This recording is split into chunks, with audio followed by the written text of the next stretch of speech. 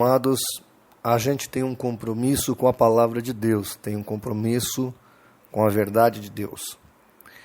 Hoje aconteceu no Brasil algo que a gente sabia que era óbvio, mas que precisava de alguém mais próximo dos líderes desse país que viesse a público e relatasse os fatos.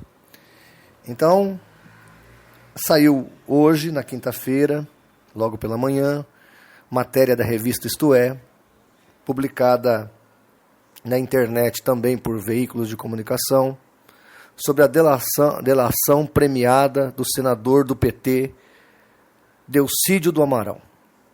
Nessa delação, ele vem a público e fala que toda a tramóia, desde o Mensalão até o Petrolão, foi derivada de projetos bem estipulados por Lula e por Dilma. Categoricamente, ele cita os nomes e deixa claro o cabeça da operação criminosa de desmonte do Brasil, o senhor Luiz Inácio Lula da Silva, com o consentimento do seu braço direito, a senhora Dilma Rousseff, atual presidenta da República. Estou usando o termo presidenta porque ela gosta que chama, apesar de errado. Mas como tudo é errado nesse governo, então vamos manter presidenta. E diante de tamanhas acusações, entre elas de que o próprio Lula esteve por trás do Mensalão, está por trás do Petrolão e mandou o senador conversar com o filho do Nestor Cerveró, que era um dos dirigentes da Petrobras, que desviou muito dinheiro para o partido, combinar a fuga dele, envolvendo ministros do STF e outros juízes, estava tudo articulado, para que ele fugisse e não envolvesse Lula e Dilma. Bem, aí surge a pergunta, diante de um governo tão corrupto, diante de uma situação tão catastrófica, onde os 4 líderes principais do governo estão envolvidos em corrupção, Dilma, o vice-presidente Michel Temer, o presidente do Congresso, o Cunha, e também o presidente do Senado, Renan Calheiros, e até o presidente do STF, que é o Lewandowski. No caso, 5 maiores líderes da nação estão envolvidos. Então, a grande pergunta que os irmãos fazem para mim é: Pastor João Flávio, posso ser a favor do impeachment e ainda assim não estar incorrendo no crime ou no pecado ou no erro de ir contra Romanos capítulo 13, que diz: toda alma esteja sujeita às autoridades superiores, porque não há autoridade que não venha de Deus? Essa é a pergunta que os irmãos fazem. Então eu vou dar essa resposta. Primeiro, Romanos capítulo 13 não diz que toda autoridade eleita, toda autoridade que está lá, ela é uma autoridade que estava no projeto e no coração de Deus. Nós temos o caso do exemplo bíblico do rei Saul. Então, quando a palavra de Deus nos revela essa história, é nos mostrado que o projeto primordial de Deus, ou primaz de Deus, era que o profeta Samuel continuasse à frente da nação. Mas eles procuraram o profeta Samuel e escolheram um rei, e no caso foi Saul. Depois, o profeta vai e unge Davi, rei de Israel, que esse aí era segundo o coração de Deus, mas não Saul.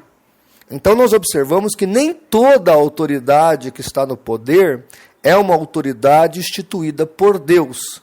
Muitas autoridades que estão no poder são instituídas pelos homens. Esse é só um exemplo bíblico do fato.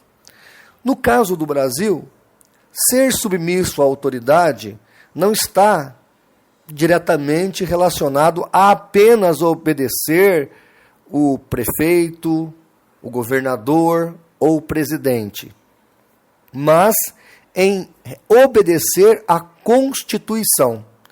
E a nossa Constituição, a qual nós estamos sujeitos, essa Constituição diz que o rito do impeachment, quando o dirigente da nação ou do município ou do Estado cometer algum crime, ele deve ser cassado, processado e até preso.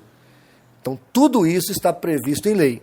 Então, a partir do momento que eu estou debaixo dessa autoridade, não existe nenhum problema legal de eu, como cidadão e cristão e evangélico, estar a favor desse impedimento. Aliás, seria antibíblico eu me calar, porque Levítico capítulo 5, verso 1, diz que se eu vejo o crime do meu irmão ou o crime da outra pessoa e eu me calo, eu levo também o crime daquela pessoa sobre a minha vida. Quer dizer, o pecado dela, o crime dela se torna meu crime. Então eu devo denunciar. Então o cristão pode ser a favor do impeachment? Pode. Por quê? Porque ele não está fugindo de obedecer às autoridades. Pelo contrário, as próprias autoridades que foram eleitas, foram elas que fizeram as leis. Então, quando você obedece à lei e é a favor do impeachment, você está sendo obediente às autoridades e a favor da lei. E isso é o correto. Tá? Então, não há nenhum problema. A outra pergunta que fizeram para mim é se cristão pode se manifestar. Claro que pode. Não há nenhum problema do cristão se manifestar pacificamente por uma causa justa. Eu me lembro que quando teve os manifestos de 2013, eu fui contra. Por quê? Porque tinha lá uma mulher com uma faixa, sou a favor do aborto. E o outro lá, eu sou contra o aumento do passe. O outro lá, eu sou sou a favor do casamento gay. Então aí o cristão, no meio de uma passeata dessa, que não tem objetivo, que não tem propósito, aí não. Imagine, eu estou lá contra o aumento do passe. A pessoa do meu lado está defendendo o aborto. Não faz sentido eu estar ali. Agora, eu me manifestar em prol da lei, em prol do juiz Sérgio Moro, em prol do impeachment, em prol de que as instituições sejam mantidas e a democracia seja conservada, não há problema bíblico, teológico nisso, e muito menos problema legal, porque a Constituição assim permite. E se nós não fizermos isso, e aqui vai a minha orientação, se nós não usarmos a democracia para resolver esse problema não vai acabar bem. Quero lembrá-los, em 64, havia um grupo comunista que estava prestes a dar um golpe de Estado no Brasil. As nações industriais e potências mundiais apoiaram os militares que vieram e tomaram primeiro o poder antes dos comunistas. Então a atitude do exército em 64 não era porque o exército queria tomar o poder, ele foi obrigado a agir. Diante do quadro que nós estamos vendo agora, eu estou temeroso, porque eu acho que se o exército voltar a tomar o poder hoje, e ele pode voltar pela própria Constituição, existe a intervenção militar constitucional, eu acho que se isso acontecer, nós estamos retrocedendo no tempo. Eu acho que isso não deveria e não poderia acontecer novamente com o Brasil. Nós temos que evoluir. As leis são boas no Brasil. O problema é a aplicatividade da lei. E vocês já viram que também há juízes, promotores que são também criminosos. Nós estamos aí vendo. Tanto que na delação do Delcídio do Amaral é citado o presidente do Supremo Tribunal Federal e outros ministros do STF, como Lewandowski, que estariam amando e a serviço do petismo. Está lá na delação do senador, é um senador da República que está falando. Então nós sabemos que os juízes são injustos também. Então o problema no Brasil não é a lei, é a aplicatividade da lei. Por isso a importância do povo se manifestar em prol da lei, pacificamente, democraticamente. E voltando à questão. Então o que acontece? No Brasil nós estamos com o poder executivo comprometido, com o poder legislativo comprometido, com o poder judiciário comprometido. Qual é o meu medo? O meu medo é justamente que o poder militar, no caso as Forças Armadas, venham a exercer novamente aquela atividade que foi exercida em 64. E eu acho que seria muito lamentável para todos.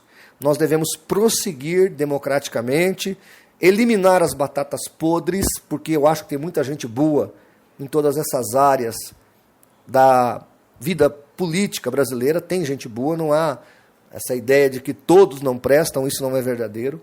Então nós precisamos trabalhar com isso, nós evangélicos temos que nos prontificar a estar a favor da democracia, a ir contra a corrupção.